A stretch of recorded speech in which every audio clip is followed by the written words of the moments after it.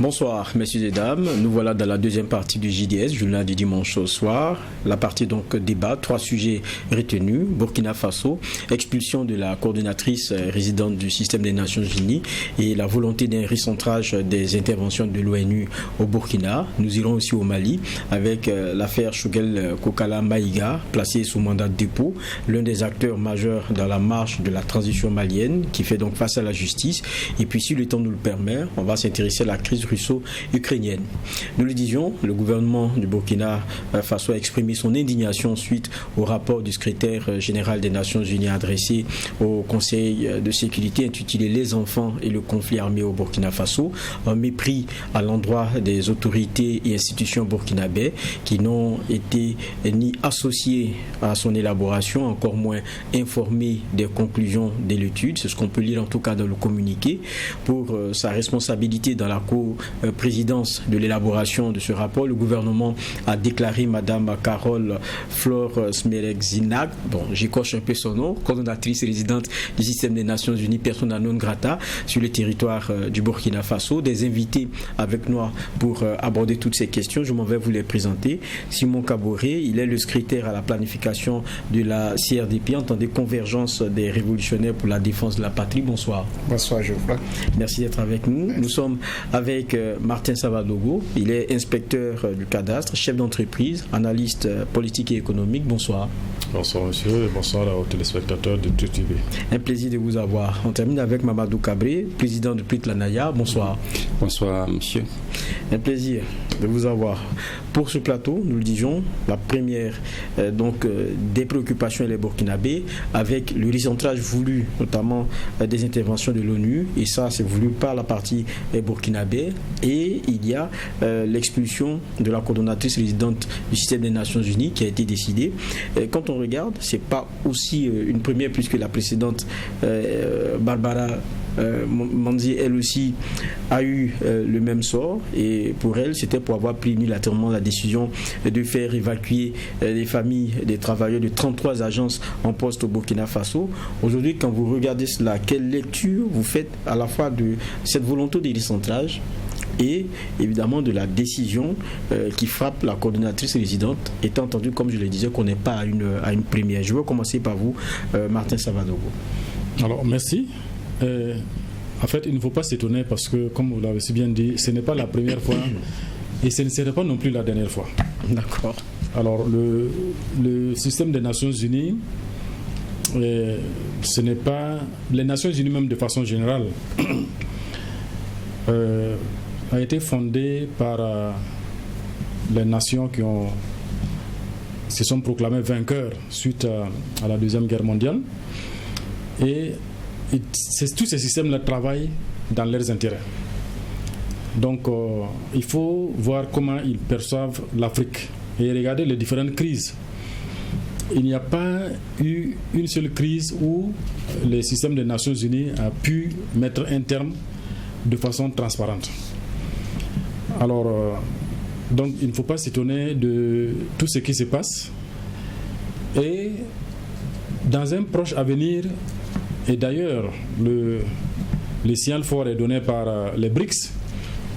Donc, dans un proche avenir, les pays africains qui veulent vraiment aspirer à la souveraineté vont devoir se départir de ce système des Nations Unies. Parce que le principe de fonctionnement et la façon dont cette institution est dirigée, non seulement ça n'a rien de démocratique et ce n'est jamais en faveur de l'Afrique.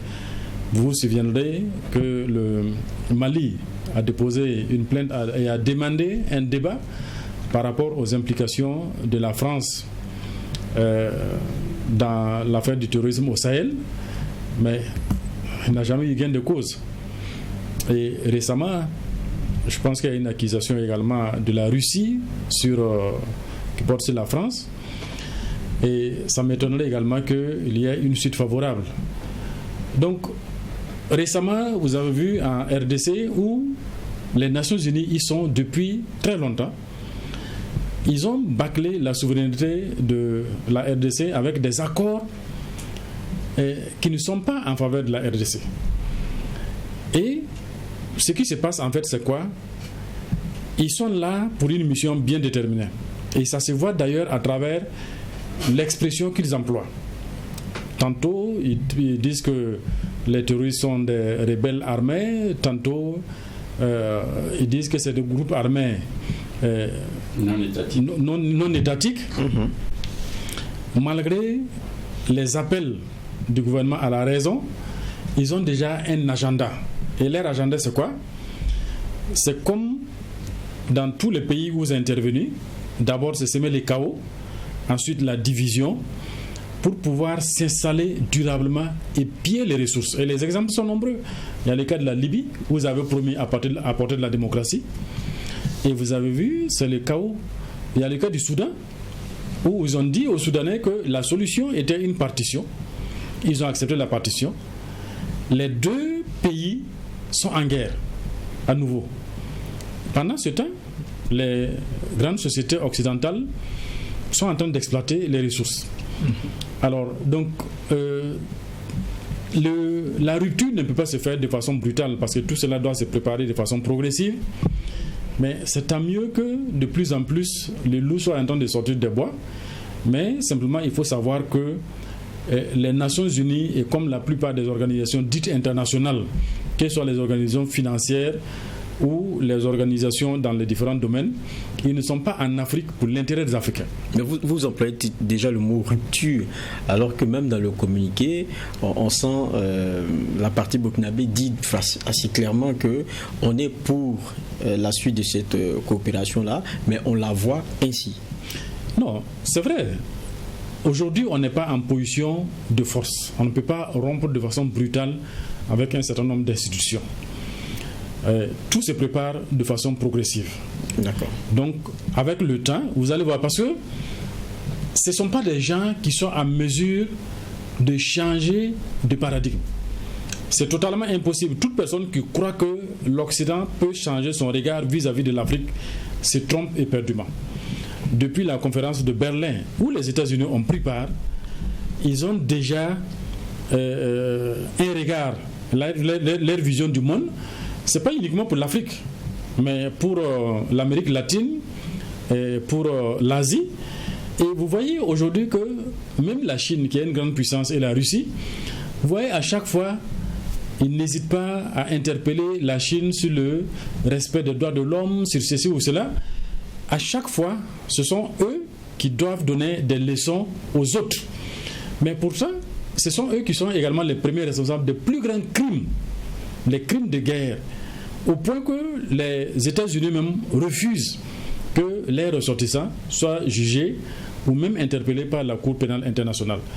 Donc, à quelque chose, malheur est bon. Voilà, au fur et à mesure, les Africains vont se rendre compte que tous ces systèmes-là, en fait, c'est juste un écran de fumée. Il n'y a pas de plus-value pour l'Afrique. Et tôt ou tard, il faut qu'on marche progressivement vers une souveraineté. Mais nous sommes dans un monde global où personne ne peut s'en sortir tout seul. Il faut des alliances stratégiques. Et je pense que ces alliances stratégiques, on va les trouver avec les BRICS. D'accord, je viens vers vous, Mamadou Kabré, parce que là, on est dans une typologie tout autre. On parle de l'Organisation des Nations Unies, donc, qui regroupe tout le monde. C'est ça. Donc, lorsqu'on a la représentante, et j'ai dit, ce n'est pas une première, qui est persona non grata, et en plus, il y a le discours aussi, quoi qu'on dise, communiqué par notre gouvernement, qui est clair, il faut recentrer la façon de coopérer. Quel est le regard que vous avez sur tout cela? Oui, merci. Je pense que sur cette question, il y a lieu de noter que c'est de bonne loi que le gouvernement prenne cette mesure. Si vous vous souvenez, même au niveau international, on se rappelle encore de ce coordinateur du système des Nations Unies qui était au Burkina camerounais d'origine et qui avait des contacts avec la diaspora camerounaise. Yaoundé a fait son rapport, Ouagadougou a pris et on a expulsé le monsieur. Donc, expulser quelqu'un qui ne se conforme pas aux règles, c'est de bonne loi, mais c'est comme l'a dit M. Sawadogo, en fait c'est des questions politiques. Il n'y a pas dans la coopération multilatérale une organisation qui vient à titre humanitaire pur et dur. Ils viennent tous, même s'ils se masquent derrière l'humanitaire, il y a des questions politiques, il y a des enjeux qu'ils sont en train de viser. Et même de façon, j'allais dire douce, l'ancien ministre de l'économie et des finances, Jean-Baptiste Compaoré, sous M. Blaise Compaoré, avait noté que au niveau des partenaires techniques et financiers, il faut désormais qu'ils s'inscrivent dans le panier commun. Il n'y a pas de raison que le Burkina fasse des actions en faveur des femmes et qu'on trouve des organisations aussi qui font ça sans rentrer dans le canevas du gouvernement. Donc, recentrer la politique, c'est de bonne loi et c'est de faire savoir aux uns aux autres qui sont dans un État. Et surtout quand l'État affirme une certaine volonté de souveraineté, c'est aux gens de savoir se conformer à la règle de droit qui existe dans le pays. Si on veut fouler ça au pied de la lettre, bien sûr qu'ils vont prendre les mesures pour expulser les uns et les autres et même garder la coopération.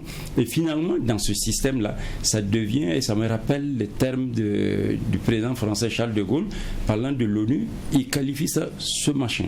Et c'est un machin qui est là, qui est en train de faire passer une certaine politique en faveur de ceux-là qui sont prétendument les grands de ce monde et qui veulent dicter leurs lois sur même ceux qui veulent émerger, alors que ça ne va pas être facile. D'accord. C'est le tour de table. On termine avec Simon Kaboré sur cette question-là, du recentrage et puis de l'expulsion. Ok. Je pense que l'expulsion, je pense que les autres se sont déjà prononcés. Il n'y a pas eu cette possibilité-là que vous puissiez venir établir un rapport dans un pays sans concertation avec les décideurs et aller publier le rapport ailleurs. Et même nous qui faisons de l'assistance technique dans les pays, tu es obligé d'associer et forcément la partie nationale à la collecte des données, à leur analyse et à la restitution des résultats. C'est un minimum. Si tu ne le fais pas, c'est de l'espionnage que tu fais. Et les Nations Unies, c'est pas prévu pour faire de l'espionnage. Donc on peut dire qu'ils ont espionné le Burkina et le Burkina a réagi, ce qui est tout à fait normal. Par rapport au recentrage aussi, c'est assez capital parce que souvent, même étant acteur de la société civile, je dis souvent c'est un peu difficile, c'est très très dur d'être un dirigeant et africain, surtout quand tu es conscient. Parce que qu'est-ce qui se passe? Tu es peut-être responsable d'un gouvernement et tu as plusieurs partenaires qui existent qui te disent il faut que vous définissiez la ligne du pays. On élabore des programmes de développement économique et social, on développe un tas d'arguments et programmatiques, mais après chacun mobilise des ressources quelque part, il vient dans son coin, il met son projet. Et toi, tu es obligé de coordonner et pendant que chacun intervient dans tous les sens en fonction de ce que le bailleur lui a donné comme priorité. Par finir, on coordonne quoi? Donc, je pense que ce recentrage est assez capital. Parce que j'imagine par exemple le véhicule à 4 roues, si chaque roue veut aller de son côté, le véhicule va avancer de quelle manière? Il faut que les quatre roues partent dans la même direction pour pouvoir quand même, pour que le véhicule puisse avancer. Et moi je pense que ce recentrage-là était plus que nécessaire. Et quand on regarde la question de l'expulsion, parce que quand on dit bien, ça ne se décide pas comme ça. Il y a eu des étapes. Il y a eu plusieurs étapes avant. Je pense que même concernant le coordonnateur résident par intérim, il y avait le 5 avril aussi une note qui lui avait été adressée, puisqu'il y avait un rapport qui donnait encore des chiffres sur des incidents qu'on a au Burkina Faso, lesquels chiffres la partie burkinabé n'avait jamais été informée de cela, et on lui avait rappelé qu'il y avait déjà mis sur place un groupe qui pourrait permettre qu'il y ait des interactions ici là existaient depuis 2023, et c'est là-bas que tout devrait être discuté sur un certain nombre d'éléments, mais la partie burkinabé n'avait pas été informée. Il y a la question aussi de l'utilisation de certains termes, tout à l'heure vous l'évoquiez, par exemple groupe armé non étatique pour parler par exemple des terroristes qui endeuillent les populations, parler des VDP comme de milices. Quand on le voit tout à l'heure, j'écoutais Martin Savadogo qui disait ce qui est en train de se passer va se répéter. C'est à croire que ça, c'est dans l'ADN de l'institution, la façon de fonctionner. Ou bien quand j'entends plutôt Simon Kaboré, c'est plutôt qu'on a plutôt comment on appelle ça, on a la partie résidente là qui parfois plutôt joue un autre rôle. Où est-ce qu'on se situe? C'est là ma question. Parce que lorsqu'on écoute même le communiqué du gouvernement, il dit être enclin à vouloir travailler avec l'ONU et motivé pour cela.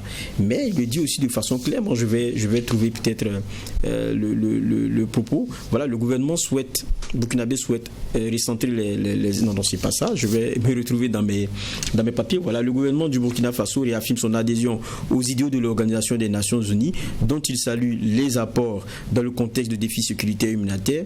Il réitère sa totale disponibilité à coopérer avec l'Organisation des Nations Unies à travers des représentants et des équipes pays résolument engagés dans un accompagnement vrai et sincère. Est-ce à dire qu'il y a des équipes pays qui jouent à côté leur force note, ou bien c'est l'institution, et si je ne trahis pas les propos de Martin Savadogo, qui a une façon de fonctionner qui fait que ça risque de se répéter perpétuellement.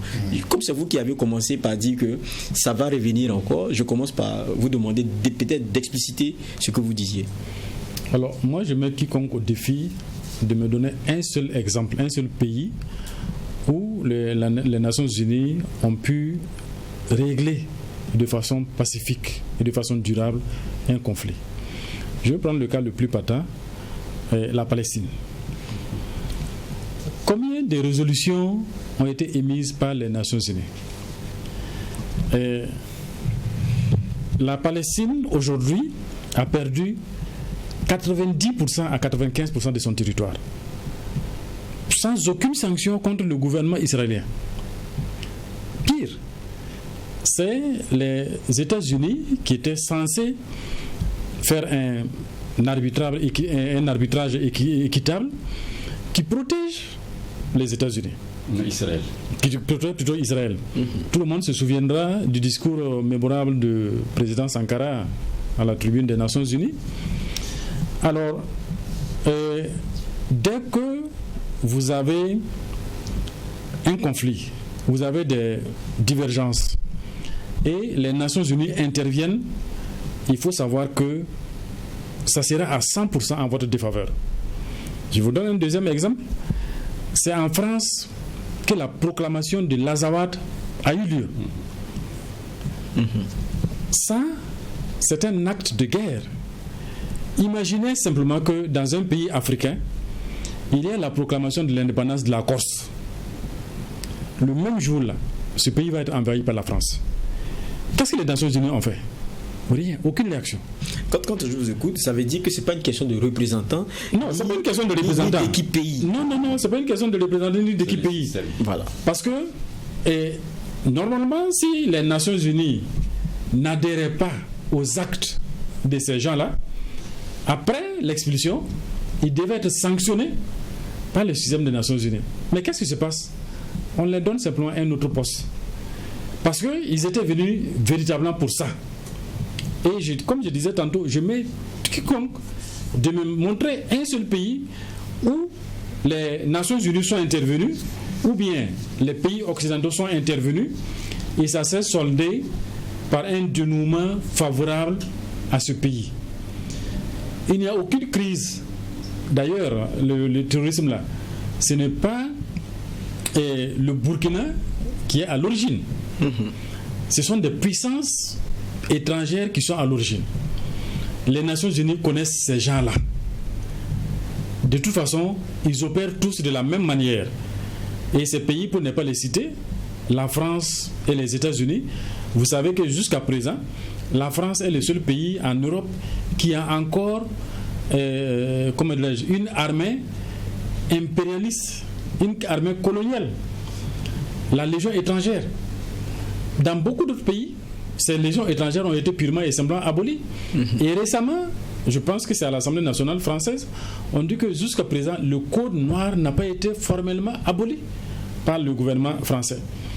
Le partage qui a eu lieu, le partage de l'Afrique qui a eu lieu à la conférence de Berlin, jusqu'à présent n'a pas été remis en cause. Jusqu'à présent. D'accord. L'esclavage n'a jamais été formellement dénoncé comme un crime contre l'humanité. Personne, tous ces pays qui ont pratiqué l'esclavage ne se sont jamais excusés et s'engager à donner des réparations.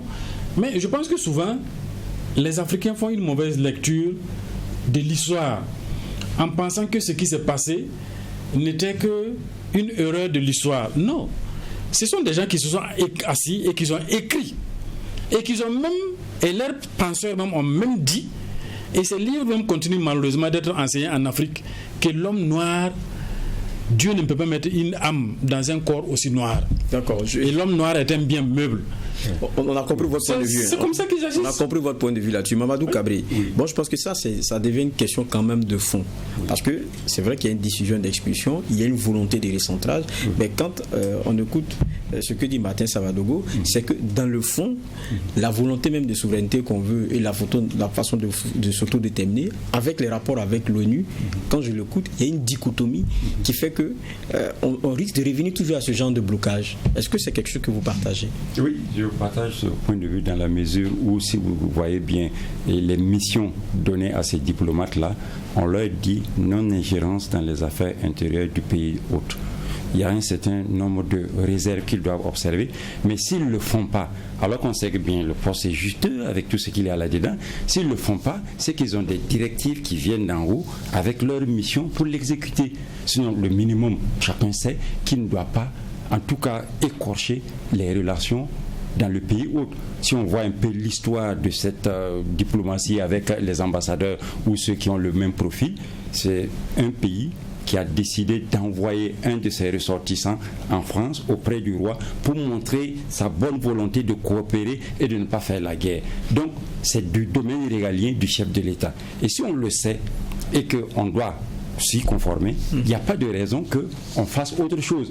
Au risque de se faire taper. C'est parce qu'on est sûr qu'on ne va pas se faire taper dessus et qu'on a reçu une mission, qu'on fait ça sous cap et on pose les actes. Donc il y aura toujours une répétition de ces genres d'actes au niveau des pays et ce ne serait pas le Burkina Faso seulement. On a vu plein d'autres pays qui ont expulsé des ambassadeurs, aussi bien dans la coopération bilatérale, donc entre pays, que dans la coopération multilatérale entre pays et les organisations internationales. Donc c'est des choses qu'il faut s'attendre à cela et peut-être que avec ce que les uns et les autres entendent voir comme réforme du système des Nations Unies.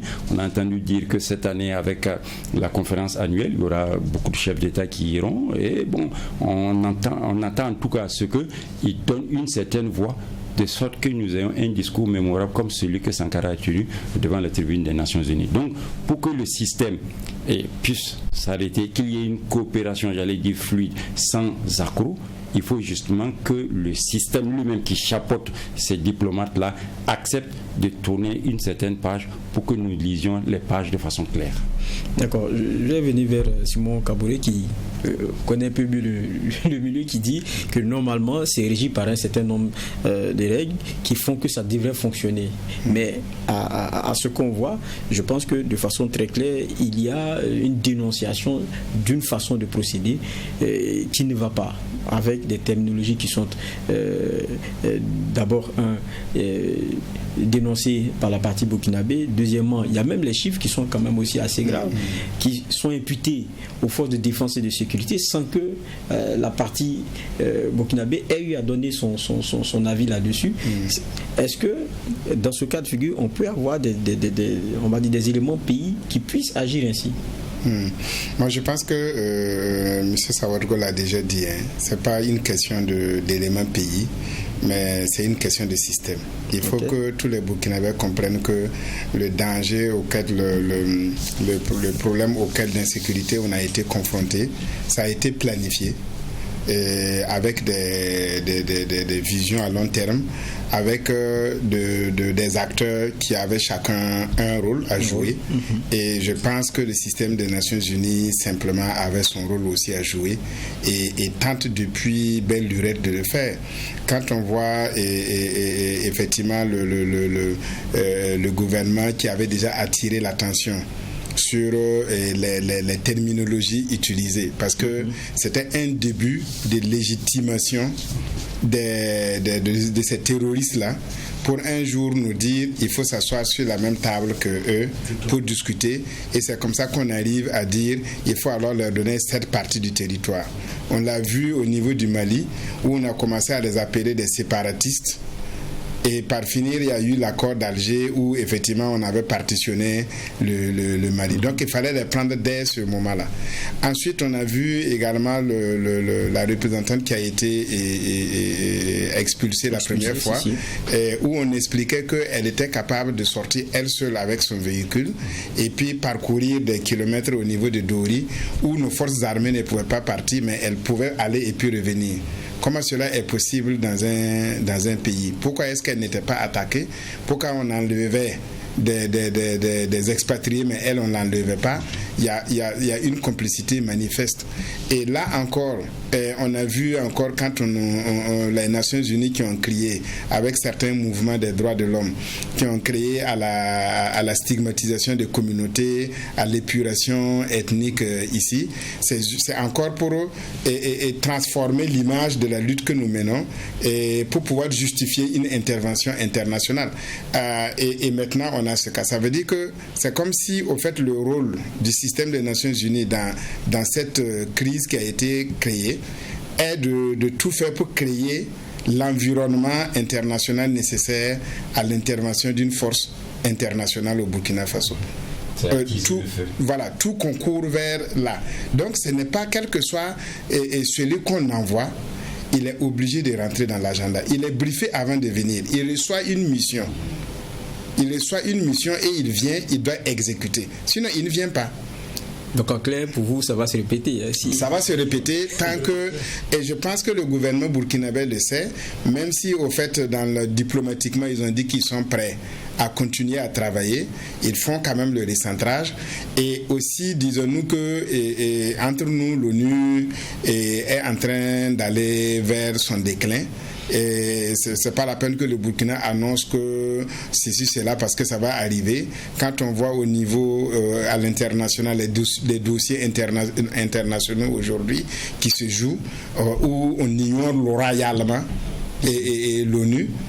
Vous prenez le cas de l'Ukraine, on parle. Personne ne parle du secrétaire général de l'ONU, personne ne parle de l'ONU dans cette crise. Tout se discute sans lui. Ça veut dire que il y a une mort programmée de toutes les façons de cette institution. Et le Burkina a utilisé des mots diplomatiques, mais c'est sûr qu'on ne doit plus compter sur ce système. Il faut s'en méfier. Parce que c'est un peu, je vois un peu comme le VIH, le virus du sida, qui rentre dans un organisme, qui ne tue pas l'organisme d'un coup, qui l'affaiblit et qui vit de l'organisme. C'est un peu comme le cas de la RDC dont il a parlé. C'est comme si la RDC avait été infectée par le VIH et qui à long terme exploite l'organisme, mais il ne le tue pas, mais il ne meurt pas, mais il est là jusqu'à un jour peut-être où on va donner des coups de grâce. D'accord. Dans tous les cas, c'est, on va dire, une actualité qui va continuer. Nous, on va toujours l'observer. Et puis, au regard des évolutions, on pourra revenir. Peut-être, comme Martin Savadogo lui dit, ça va se répéter. Bon, c'est-on jamais. Dans tous les cas, on a un deuxième sujet. Et cela, comme on le disait en début, va nous permettre d'aller au Mali. On l'a appris, placé en garde à vue depuis la semaine dernière au pôle national économique et financier. Choguel Maïga a été inculpé et placé sous mandat de dépôt. C'était mardi. Et selon les autorités judiciaires, l'ancien Premier ministre est poursuivi pour atteinte aux biens publics, incluant des faits présumés de faux, usage de faux et malversation financière concernant sa gestion de la primature de l'agence de gestion du fonds d'accès universel. C'est entre 2020 et 2023, ainsi que l'autorité malienne de régulation des télécommunications et des postes. L'ancien Premier ministre Choguel Maïga n'est pas le seul visé dans cette affaire, il faut le rappeler. Le procureur général près la Cour suprême du Mali, Mahmoudou Timbo, a dans un communiqué le 19, c'était mardi, annoncé l'ouverture d'une information judiciaire contre plusieurs dignitaires. Je pense que l'un de ces hommes de main, qui a 80 ans lui aussi, est inquiété dans cette affaire-là, mais lui n'a pas été donc placé sous mandat de dépôt. On y revient donc dans ce sujet-là.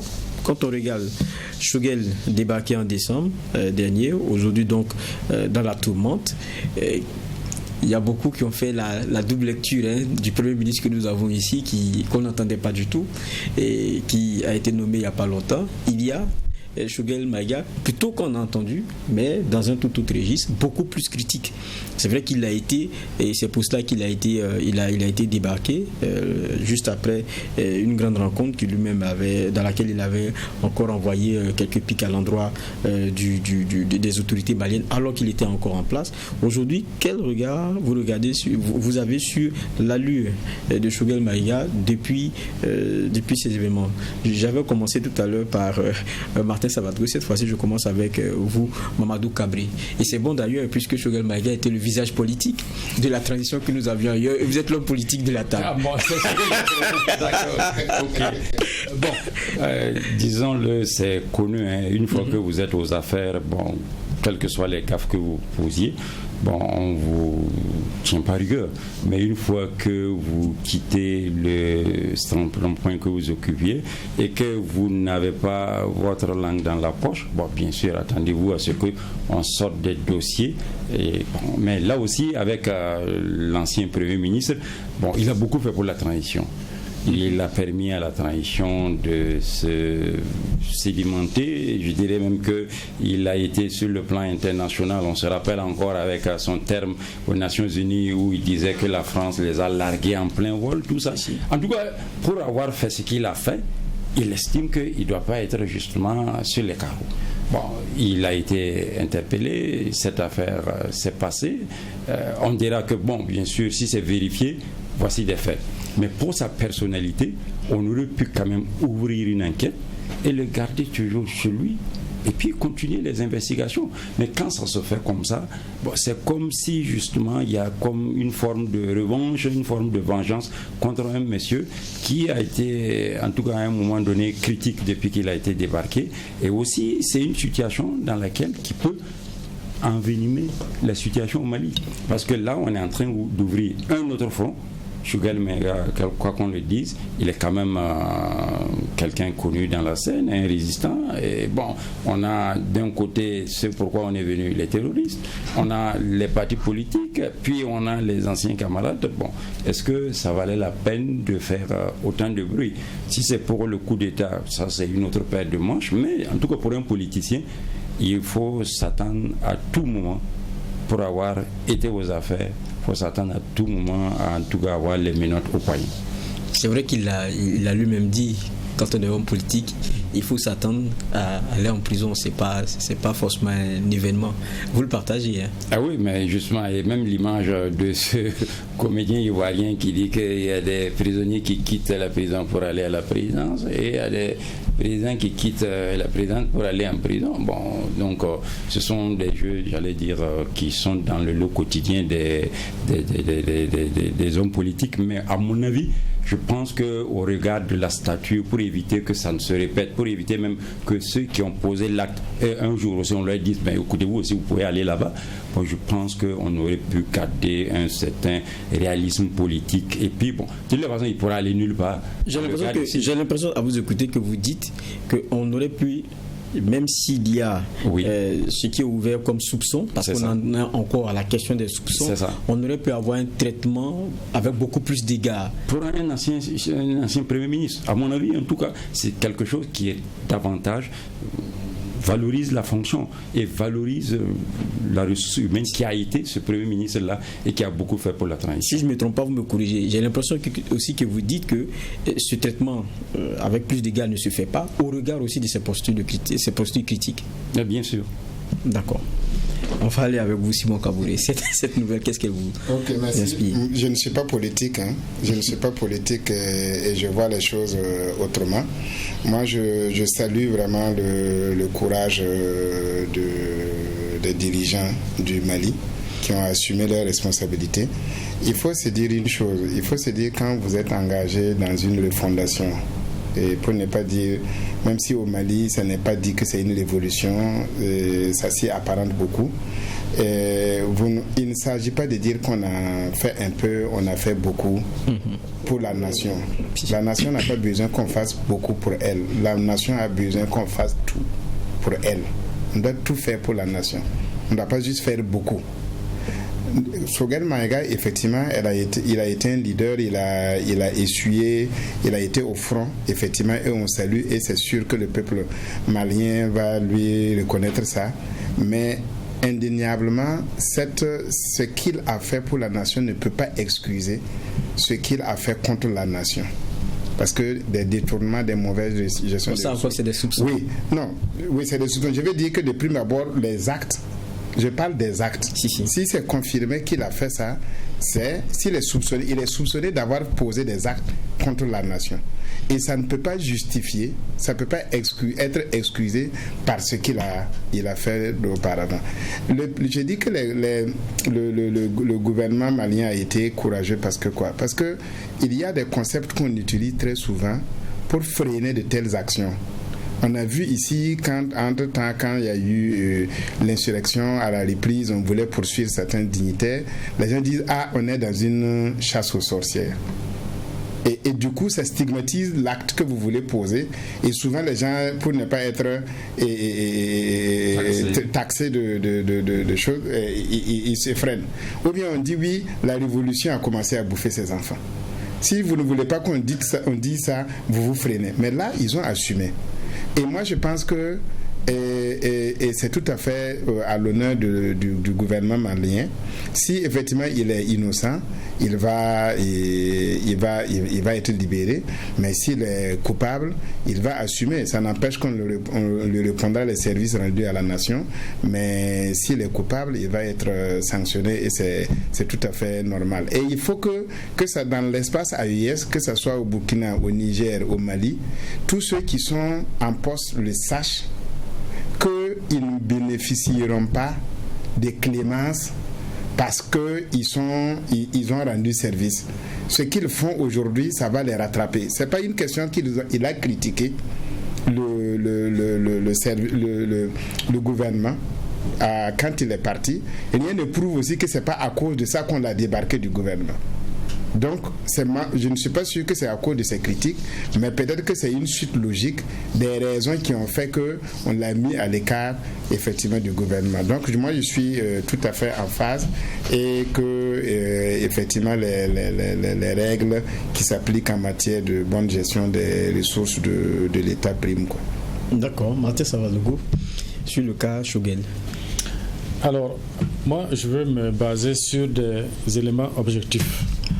Et l'un des éléments objectifs est la critique faite par Choguel Maïga alors qu'il était encore en poste comme Premier ministre. Dû le contexte dans lequel se trouve le Mali, à mon avis, il n'aurait pas dû procéder de cette manière. Il aurait pu s'adresser en toute courtoisie au président de la République, d'autant plus que lui-même a dit que à chaque fois qu'il devait poser des actes, il demandait l'avis du président, qui lui disait à chaque fois « Tu connais déjà ce que je pense ». Donc, il faut aller parler au nom de la souveraineté du Mali. Ça, c'est le premier élément. Le deuxième élément, alors, on lui reproche des abus de biens sociaux. Je crois que le gouvernement malien et surtout le président Goïta ne va pas agir à la légère. Il n'y a aucune raison qu'on prenne des accusations légères contre Choguel Maïga. Donc, c'est possible que ces accusations soient fondées. De toute façon, attendons de voir.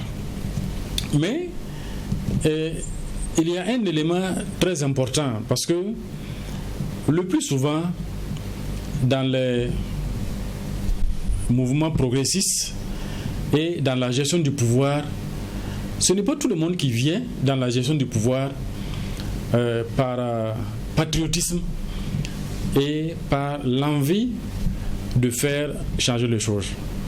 On l'a vu avec le pouvoir de Thomas Sankara sous la révolution démocratique et populaire, où on a justifié l'assassinat du père de la révolution par le fait qu'il a détourné l'argent. On a même brandi des mallettes de plusieurs centaines de millions. Mais par la suite, on s'est rendu compte qu'en fait, ce sont les criminels qui étaient en fait les vrais voleurs.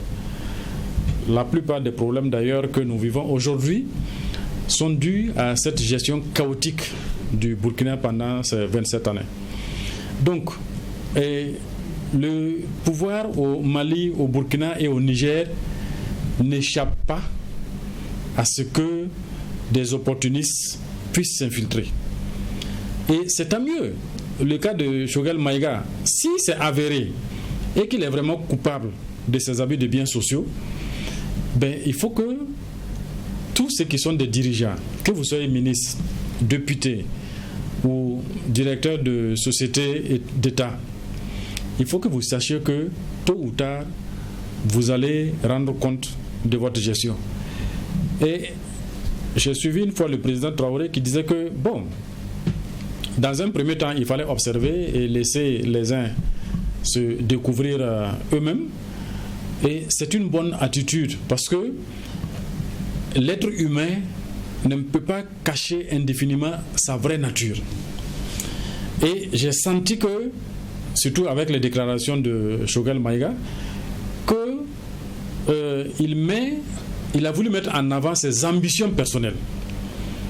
Parce que pour lui, il disait que non, à partir du moment où on avait pris l'engagement d'aller à des élections, il fallait qu'on aille à des élections. Et je crois que lui, il pensait que c'est lui qui devait succéder au président Goïta. Mais si on est objectif, d'accord, vous allez terminer avec. Vu la situation dans laquelle se trouvent nos trois pays-là, aujourd'hui, si on met de façon brutale un terme à cette transition-là, sans avoir pris des garde-fous, ceux qui sont en train de crier à la démocratie là n'ont rien à cirer avec la démocratie, ils n'ont rien à cirer avec la vie même des gens au Sahel. Là-dessus, justement, je pense que vous faites référence à sa prise de parole. Je pense que c'était lors de la commémoration du M5 RFP. Il était encore Premier ministre. Et il, en tout cas, dans ses prises de parole, on a compris qu'il était un peu en rupture du banc avec certaines décisions. Est-ce que c'est parce qu'on est Premier ministre qu'on ne peut pas dire aussi ce qu'on pense, même si ça ne va pas dans le sens voulu? Non. Je pense que à partir du moment où vous êtes à un certain poste de responsabilité, vous ne parlez pas en votre nom personnel. Vous parlez au nom de l'État. Et quand on parle au nom de l'État, la première des choses, c'est mettre d'abord en avant l'intérêt supérieur de la nation, l'intérêt supérieur de la patrie. À chaque fois, vous devez peser votre propos pour savoir est-ce que ce que j'ai dit est dans l'intérêt du Mali, du Burkina ou du Niger. Ça, c'est la première attitude. Et visiblement, ce qu'il se recherchait, mais c'est déclencher un lever de bouclier contre le régime en place, comme quoi le régime n'a pas tenu promesse par rapport aux échéances électorales. En fait, nous sommes dans un processus. Et dans ce processus-là, il faut savoir que ça ne se joue pas simplement à l'interne. C'est un processus également qui se joue à l'international. Si on n'évolue pas de façon stratégique, tout de suite, on découvre sa stratégie et on sera pris de court. Aujourd'hui, je pense que pour peu que vous soyez un peu objectif, regardez partout où les organisations internationales ont intervenu, la situation passe de relativement stable à gravement chaotique. Et c'est ce qu'ils recherchent. D'accord. Donc, du coup, je pense qu'il aurait pu faire preuve de retenue et il aurait pu également voir avec les dirigeants, en premier le président Assimi Goïta, et les propos qu'il a tenus n'étaient pas, en tout cas, dignes de lui. Vous vouliez réagir? Non, juste pas pour dire que c'est un homme politique, je compatis et je suis solidaire avec lui, non, mais il y a quand même des réalités. Parce que lui aussi, il a fait savoir que par moment, les militaires, je ne parle pas du président Goïta seul, les militaires prennent des décisions sans que lui ne soit informé, et il est informé par la presse comme tout le monde. Il a dit ça. Oui, si on doit jouer ensemble la même mélodie, je pense que autant lui, il ne peut pas aller prendre une décision ou critiquer le gouvernement dans lequel il est alors qu'il est Premier ministre, autant ceux de l'autre côté aussi, par même principe, devraient respecter cette règle-là. Et aujourd'hui, moi, je maintiens toujours ma position. Toutes les hautes fonctions méritent respect, même après l'exercice de la fonction. À partir du moment où on dit qu'il est reconnu, enfin, qu'on présume qu'il a fait ceci, il a fait cela, il peut démontrer le contraire. Donc on peut lui donner un autre statut au lieu de le prendre comme n'importe qui, même si on dit que personne n'est au-dessus de la loi, il n'en demeure pas moins qu'à ce niveau-là, c'est comme disent les Mossés, la poule est en train de trimballer les intestins d'une autre poule, et pour lui, ça viendra demain. Il y a, c'est vrai, quand on voit le cas Choguel Kokala Maïga, il n'y a pas seulement la question des faits qui sont reprochés, parce que là, les abus de biens sociaux, dans tous les cas, ça, je pense qu'il y aura un lendemain juridique qui sera donné à cela, sera beaucoup plus éclairé. Mais aujourd'hui, beaucoup aussi regardent un peu dans les postures qu'il a eues. Tout à l'heure, vous disiez on devrait le traiter un peu avec beaucoup plus d'égards, parce que. Mais beaucoup disent aussi que quand on regarde, c'est pas une question d'obligation de réserve, mais il aurait pu exercer un droit de réserve parce qu'il a été collégialement dans la gestion avec eux il n'y avait pas si longtemps, et passer comme ça faisait pas bien. Quel regard vous avez là oui, justement, mais c'est ça, moi je dis souvent, moi je préfère que si je suis au pouvoir, que ceux qui vont prendre notre place là nous poursuivent et non pas poursuivre ceux qui étaient là-dedans, parce que j'imagine quand même qu'au moment où ils faisaient tout ça là, il ne faisait pas dans un autre univers. Où est-ce qu'on était pour que justement son ministre de l'économie et des finances ne pipe mot au Premier ministre ou au chef de l'État pour lui dire attention, ici il est en train de prendre des passe-droits qui ne sont pas autorisés, parce que dans certaines sociétés c'est pas lui seul qui passe à la trappe. Tous ceux qui étaient à côté et qui ont peut-être eu un regard et qui n'ont pas dit, eux aussi sont coupables même indirectement. Mais je précise qu'il n'est pas seul inquiété dans cette affaire-là. Oui. J'ai dit tout à l'heure, ils sont nombreux des dignitaires qui sont inquiétés dans la même affaire avec Choguel Kokala Maïga. Mais en ce moment, quand on les brûle comme ça, qu'est-ce qu'on va dire? On dira que malgré tout, leur passage là, et de façon générale, cette période avec les militaires dans la transition était quand même chaotique. Donc ça va éclabousser, c'est comme un bâton dans la boue qu'on tape, ben, tous ceux qui sont autour seront éclaboussés.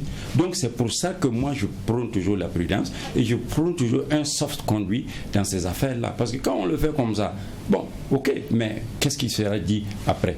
Parce qu'on a vu à un moment donné, si on peut terminer par là, avec Souman Touré, qui au moment de son procès, on a parlé de la Caisse nationale de sécurité sociale. Il a dit, ils ont eu des détournements, d'accord, mais ce qui se fait sous la Révolution, ça dépasse ça. Et quand on lui a demandé, il dit non, qu'on a pris l'argent de la Caisse nationale de sécurité sociale pour acheter des armes avec la Libye. Donc ce n'était pas destiné à ça, c'est un détournement, même si ce n'est pas un détournement, au profit des individus qui dirigeaient la Révolution. Donc ça aussi, moi je pense qu'on peut toujours faire l'économie d'une guerre dans une situation de guerre généralisée. Simon Kaboré, sur la question de la réserve, parce que quoi qu'on dit, c'est un élément qui revient à chaque fois lorsqu'on parle du cas Kokala Maïga. Non, moi je pense qu'on est dans une dynamique de rupture. Okay. Et je pense que souvent les dirigeants de l'AES l'ont dit, ils ne sont plus dans la diplomatie d'avant qui ne nous arrange pas et qui nous conduit à la mort et tout ça là, on n'est plus là-dedans. Donc ici, j'insiste aussi à dire que quand on dit haute fonction, on doit considérer quelqu'un qui a assumé une haute fonction. La hauteur de la personne dépend des actes qu'il a posés, pas juste du titre. Si quelqu'un a effectivement, en occupant un poste, a travaillé honnêtement, ça le grandit. Même si c'est un petit poste que tu as occupé, mais tu as travaillé correctement, ça te grandit. Mais quelle que soit la hauteur du poste, si tu as mal travaillé, ça te rabaisse. Il faut que les gens se disent ça. Donc, encore une fois, dans le cas de Choguel Kokala Maïga, effectivement, j'ai déploré également son attitude. Parce que beaucoup de gens au Mali étaient déjà contre le fait qu'on ait mis Kokala Maïga comme Premier ministre. Parce qu'on ils se disaient, on n'a pas confiance aux politiciens. Je partais à Bamako, j'écoutais les gens parler, les gens n'étaient pas rassurés qu'on ait mis un politicien comme Premier ministre. quand il a commencé à critiquer, les gens ont commencé à dire voilà, on vous avait bien dit qu'il ne fallait pas mettre un politicien là-bas. Voilà qu'il a commencé à voir manifester ses ambitions de pouvoir. Il a parlé effectivement du fait qu'on ait reporté les élections. Ça ne lui a pas plu. Il a parlé du fait que les gens prenaient des décisions. Mais prends tes responsabilités. Démissionne. Si tu penses que tu as un poste de responsabilité et que des gens te contournent sans passer par toi pour prendre des décisions et tu n'es pas d'accord avec, mais tu remets ta démission, tu dis je suis dans l'impossibilité de continuer compte tenu de ça, de ça et ça. Si tu n'es pas d'accord avec le report des élections, parce que toi tu avais des ambitions politiques, mais démissionne. Mais n'oublions pas aussi que c'est vrai que c'est pas forcément le débat, mais il fut un temps aussi, il n'y a pas si longtemps, où les autorités maliennes avaient même dans leur discours qu'il y aurait des élections. Même quand on prend le cas de celui qui a remplacé Choguel Kokala Maïga, au début, il y a eu le président malien qui a dit l'une de tes missions, c'est bien les élections. Donc ça veut dire que on ne peut pas forcément faire cette lecture. Dans le budget 2025, on a prévu une ligne pour les élections. Donc c'est pas forcément le sujet, mais je veux dire, il faut peut-être relativiser. Je suis tout à fait d'accord avec vous, mais je vous dis, le Mali vient de loin. Et a une certaine vision. Il y a des décisions qui se prennent en leur temps.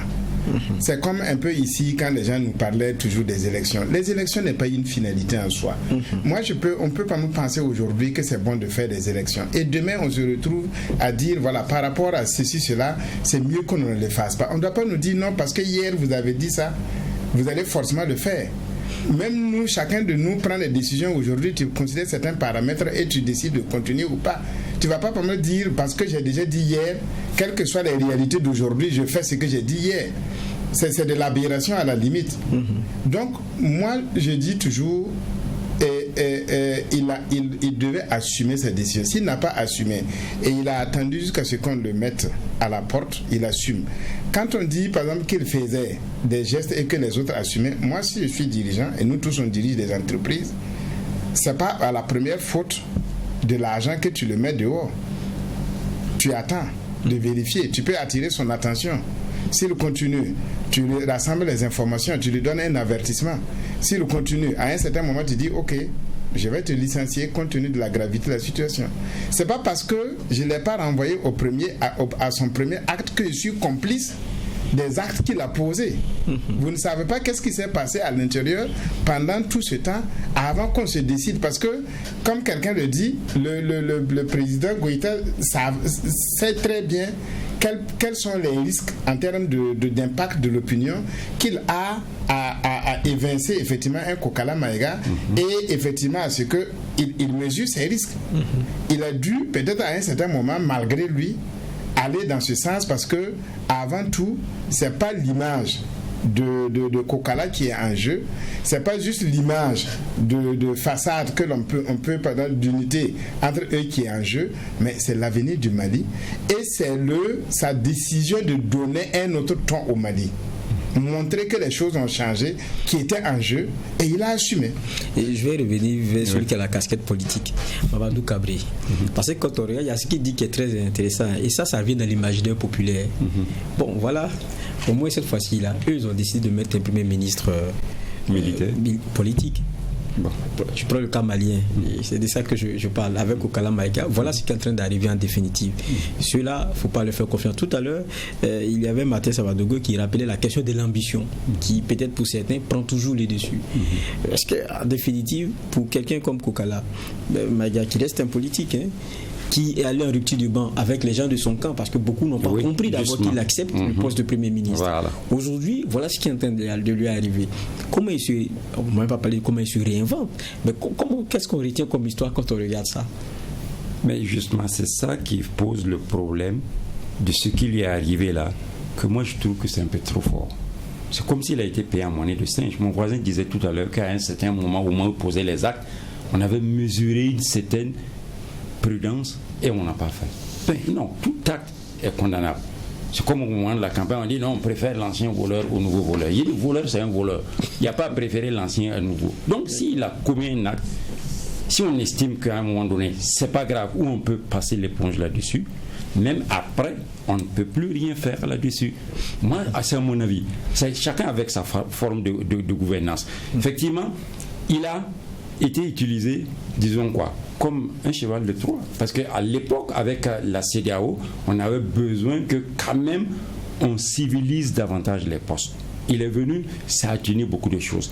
Ensuite, il était en rupture de banc avec ses anciens camarades qui étaient dans le mouvement de contestation.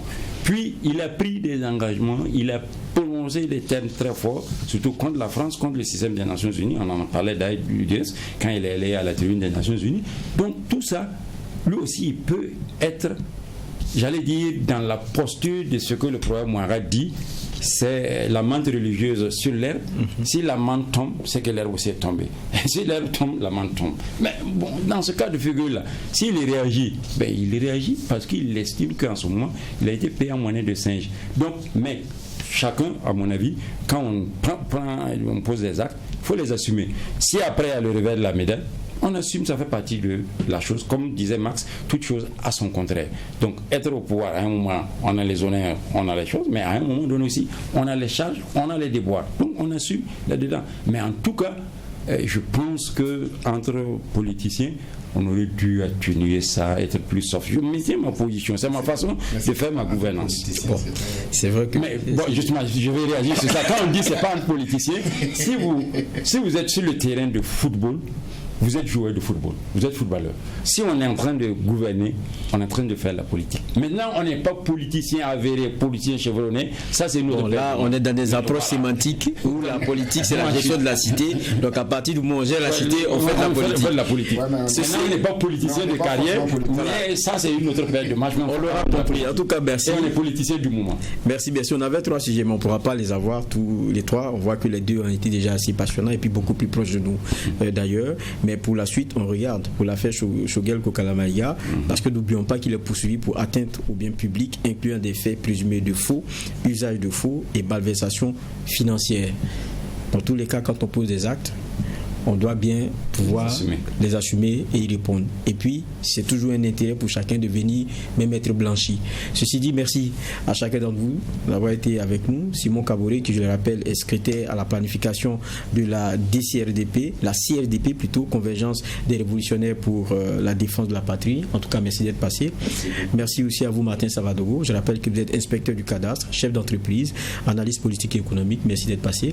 Merci. Et merci aussi à vous, Mamadou Cabré. Vous êtes président du PRIT Lanaya. En tout cas, merci d'être passé. C'est la fin de ce JDS, journal dimanche au soir. Ça a été un plaisir de passer ce moment avec vous. On espère se retrouver donc dimanche prochain avec d'autres sujets et puis toujours des invités. Et d'ici là, le souhait, portons-nous bien.